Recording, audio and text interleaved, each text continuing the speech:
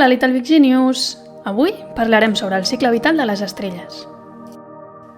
Quan es fa de nit, apareixen davant dels nostres ulls milers d'estrelles que brillen al cel.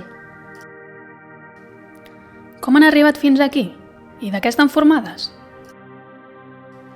Doncs bé, primer hem de saber què és una estrella. Una estrella és una bola de gas que es troba a una temperatura altíssima, formada sobretot per hidrogen i heli. Al nucli d'una estrella, els àtoms d'hidrogen xoquen contínuament entre si, fins que acaben ajuntant-se tant que es fusionen. El resultat d'aquesta fusió és la formació d'un altre element, l'heli. En aquesta fusió s'allibera una gran quantitat d'energia, que fa que l'estrella brilli. Després de molts i molts anys d'estudi, s'ha descobert que les estrelles, igual que nosaltres, tenen un cicle vital. Això vol dir que neixen i moren. Ara que ja sabem què són, anem al principi. Com neixen les estrelles? L'origen d'una estrella el trobem en un núvol format sobretot per àtoms d'heli i d'hidrogen i de pols interestel·lar. Aquest núvol s'anomena nebulosa. Arriba un moment en què el núvol comença a contraure's sobre si mateix i es formen com si fossin grumolls que giren sobre si mateixos i que van atraient cada vegada més i més matèria degut al seu moviment. En aquest moment, els àtoms d'hidrogen comencen a fusionar-se entre ells, formant l'heli. Aquest procés, com hem dit abans, allibera molta energia, pel que la seva temperatura va pujant. Quan aquest cos arriba als 10 milions de graus, podem dir que ja ha nascut una estrella. En aquesta etapa de la seva vida es diuen protoestrelles i són com els nostres embrions. A partir d'aquí, l'estrella viurà consumint el seu hidrogen i fabricant heli i altres materials. Entrarà, doncs, en el que coneixem com la seva seqüència principal. Ara bé, segons la quantitat de matèria que hagin aconseguit en aquest procés, és a dir, de quant de lo grans que hagin aconseguit fer-se, les estrelles poden ser de diferents tipus. Poden ser nanes vermelles, que són estrelles petites i relativament fredes que són 10 vegades més petites que el Sol. Com que tenen tan poca massa, aquestes estrelles triguen moltíssim en esgotar el seu combustible, que és l'hidrogen. També poden ser estrelles mitjanes, com el Sol, que actualment es troba a la meitat de la seva vida, el que vol dir que ha consumit aproximadament la meitat del seu combustible. Però podem estar tranquils, perquè encara li queda hidrogen per uns 5.000 milions d'anys.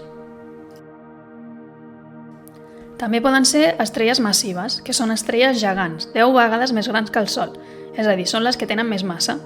La seva vida és molt més curta que la resta degut a que consumeixen molt ràpidament el seu combustible.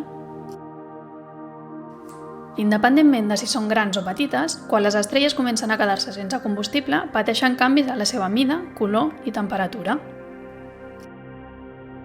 Així doncs, les estrelles petites i mitjanes acabaran contraient-se en si mateixes, com al principi de la seva vida, reduint el seu tamany i refredant-se moltíssim. En aquest procés alliberaran les seves capes més externes, com si fossin una ceba, i la matèria d'aquestes capes formarà nous núvols de gas i pols, anomenats nebuloses planetàries. Per exemple, quan el Sol arribi al final de la seva vida, tindrà la mateixa mida que la Terra. Així doncs, passaran a ser boles de roca que s'anomenen nanes blanques, que brillaran suaument al cel durant milions d'anys. En el cas de les estrelles massives, quan acabin el seu combustible, produiran una gran explosió, expulsant gran part de la matèria que hi havia al seu interior. Aquestes explosions es diuen supernoves i produeixen més brillantor que si ajuntessin 1.000 milions de sols. Al centre quedarà també una bola rocosa amb moltíssima massa, que pot acabar originant una estrella de neutrons o un forat negre. En resum, les estrelles, igual que les persones, tenen un cicle vital, és a dir, neixen i moren. El principal combustible de les estrelles és l'hidrogen, que al fusionar-se produeix heli. Aquesta fusió produeix l'energia que fa que les estrelles brillin i les puguem veure. I segons la seva massa, les estrelles poden ser de diferents mides, colors i temperatures. Poden ser nanes vermelles, estrelles mitjanes o massives. I al final de la seva vida poden convertir-se en nanes blanques o bé poden formar supernoves, que derivaran en estrelles de neutrons o forats negres. I fins aquí el vídeo d'avui, Genius. Espero que us hagi agradat. Fins aviat!